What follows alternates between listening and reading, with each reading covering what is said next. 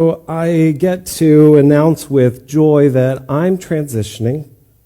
I'm affirming and saying to all of you that I am transgender. And so the best way to put this is that I'm not becoming a woman, I'm giving up pretending to be a man. First watched that video, I was shocked, to say the least.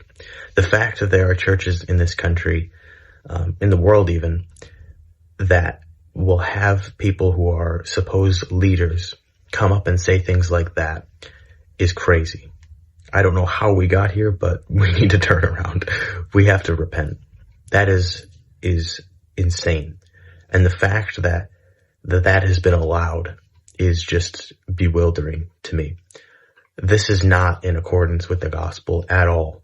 The fact that a position in the church which should be meant to preach to the congregation, to convict them to turn to the gospel, to the Bible, to Christ, was used as a means of promoting one's own bad habits is absurd.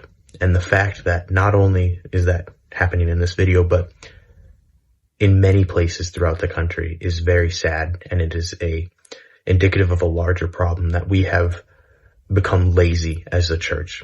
Like the Christian church as a whole has become lazy. We've become too apathetical, that we prioritize feelings and the culture over the gospel message. The gospel is going to offend. That's the whole point.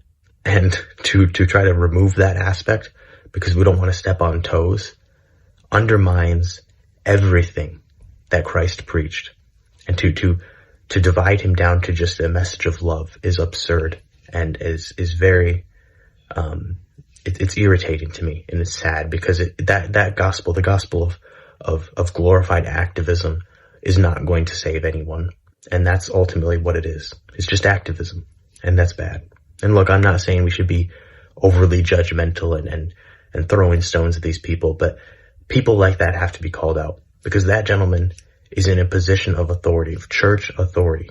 He's preaching and presiding over a whole congregation, and that's what he's saying. So that's not good. He needs to repent, and we need to pray that we do not fall into that. If we are going to a church like that, please leave and seek the authentic gospel, because that's the only thing that can save you.